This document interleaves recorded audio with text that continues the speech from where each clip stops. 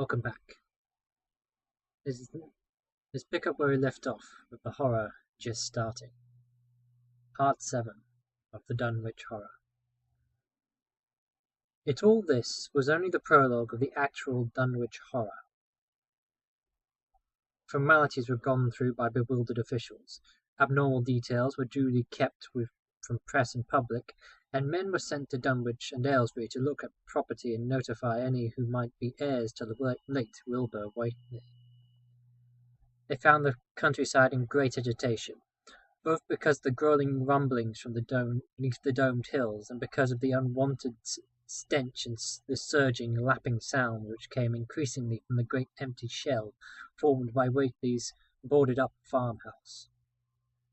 Earl Sawyer, who tended the horse and cattle during Wilbur's absence, had developed a woeful acute case of nerves.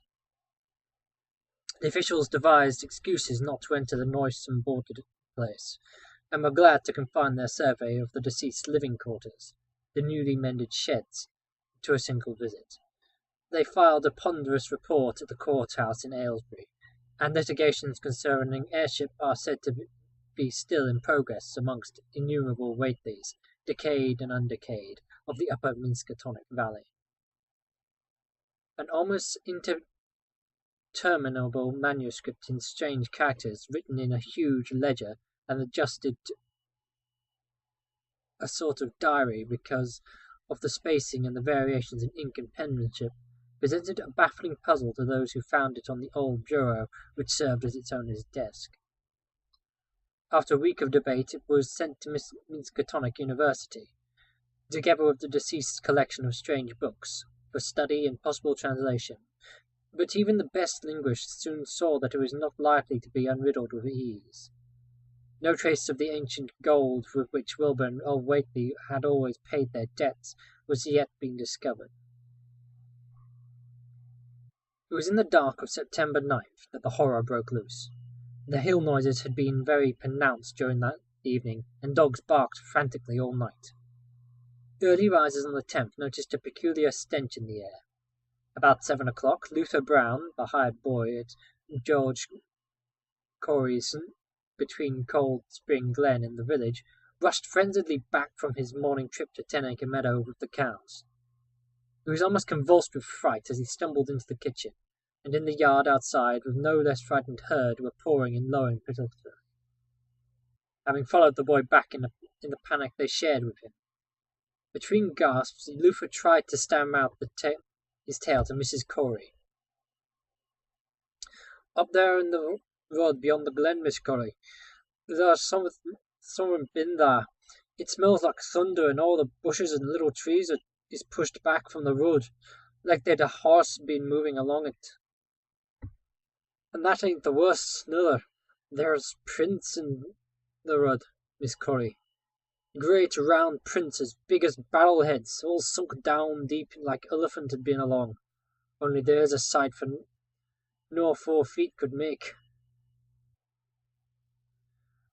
I looked at 1 or 2 afore I run, and I see every one was covered in lines spreading out from one place, like a big palm leaf fronds, in twist or 3 times as big as any they is. Had a been pounding down into the road, and the smell of it was awful, like what is round Wizard Whately's old house." Here he faltered, and seemed to shiver afresh from the fright that had sent him flying home. Mrs. Corey, unable to extract more information, began telephoning the neighbours, thus starting on its rounds the overture of panic that heralded the major terrors. When she got Sally Sawyer, housekeeper at Seth Bishop's, the nearest place to Whately's, it became her turn to listen instead of transmit. For Sally's boy Chauncey, who slept poorly, had been up on the hill towards Whately's, and had dashed back in terror after one look at the place, and at the pasturage where Mr. Bishop's cows had left out all night. "Yes, Miss Corey," came Sally's tremulous voice from over the party wire. "Chauncey, he just come back a posting, and I couldn't half talk for being skate. He sees old Whately's house is all balled up, with timbers scattered round, like there'd been dynamite inside, only the bottom floor ain't though. But it's all covered in with a kind of tar-like stuff that smells awful and drips down off the edges onto the ground, while the side timbers are blowed away. And there's awful kind of marks in the yard too.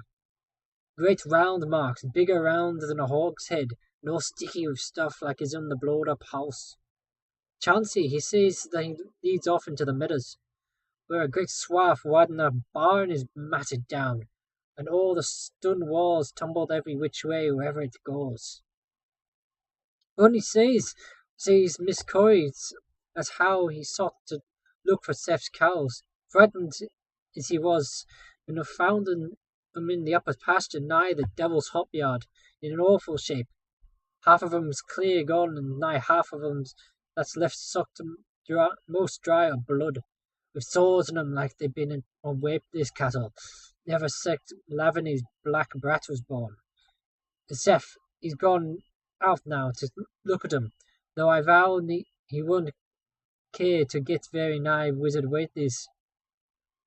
Chancy don't look careful to see where the big matted down swath led after it left the pasture, but he says he thinks it pinned down towards the glen road to the village.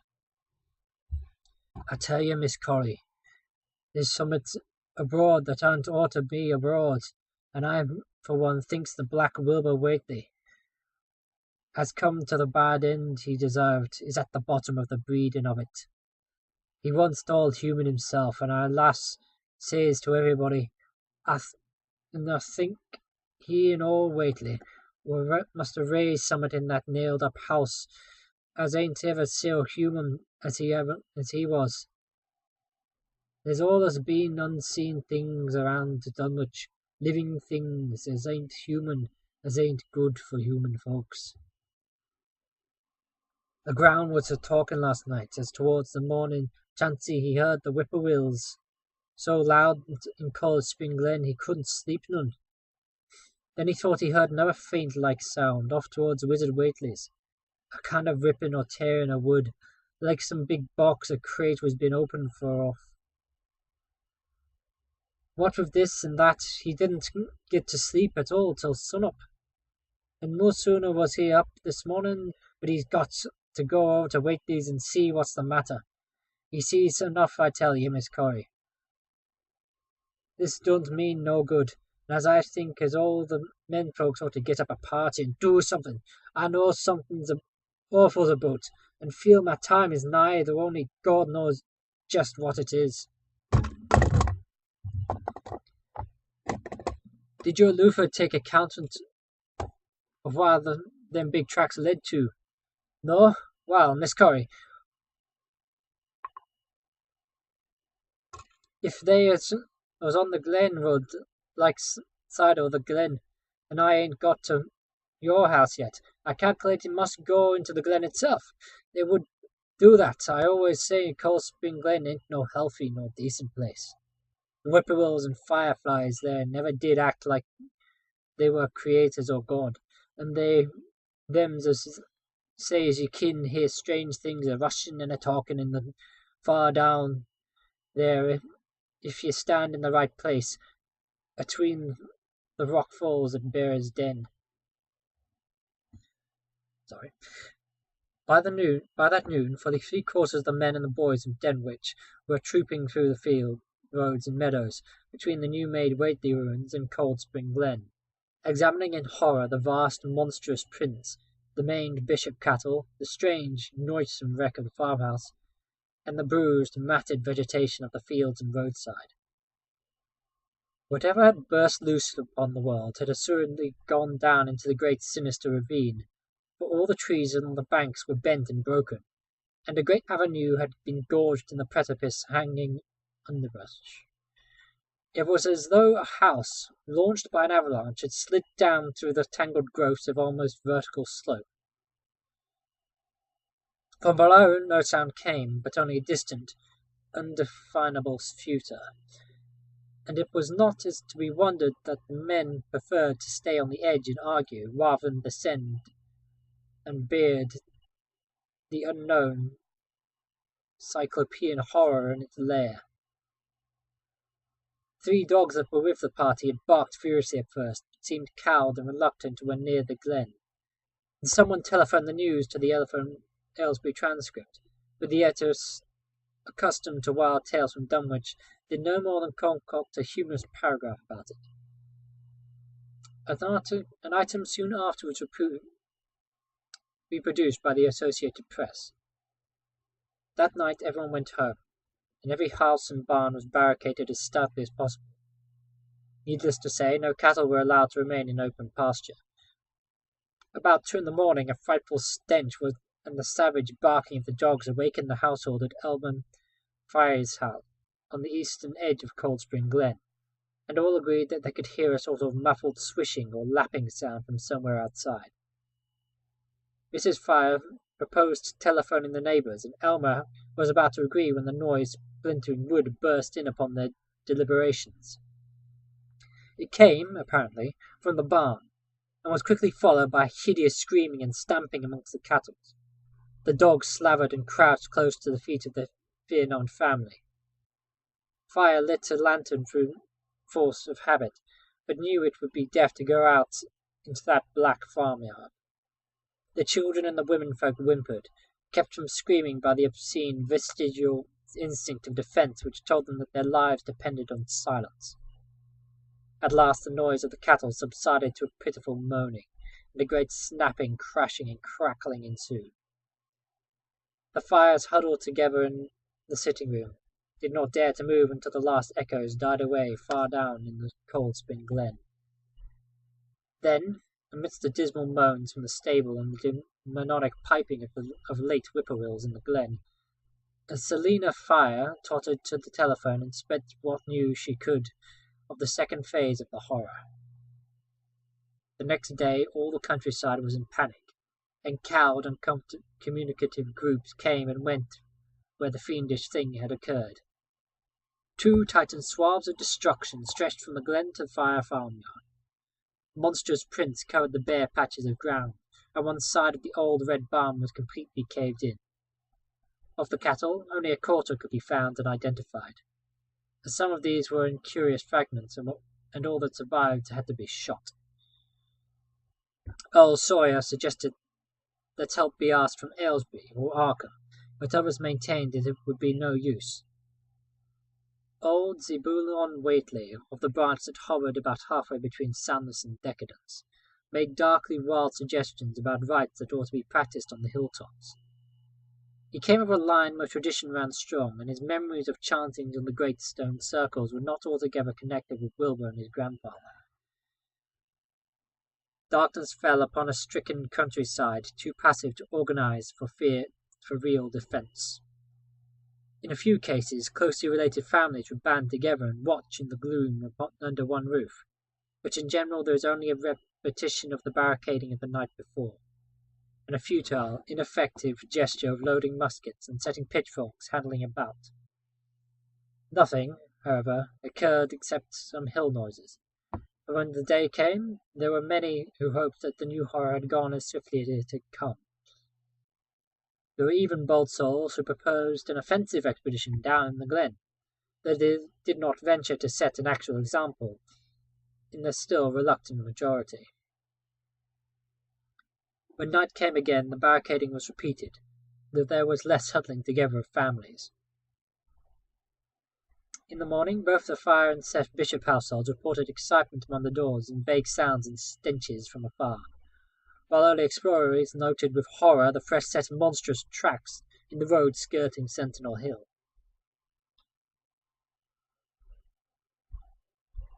As before, the sides of the road showed a bruising indicative of the blasphemously stupendous bulk of the horror, while the conformation of the track seemed to argue a passage in 2 directions, as if the moving mountain had come from Cold Spring Glen and would return to it along the same path.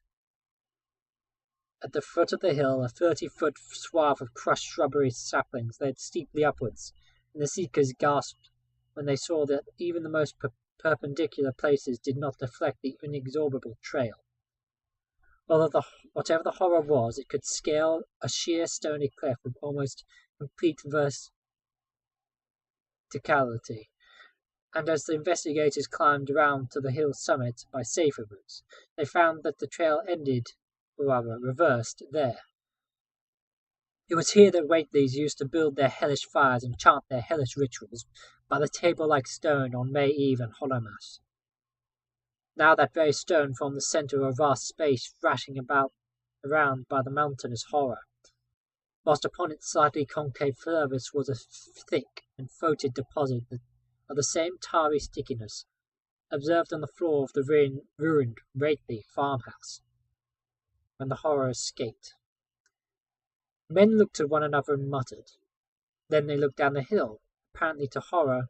The horror had descended by a route much the same as its ascent. To speculate was futile. Reason, logic, and normal ideas and motivations stood confounded.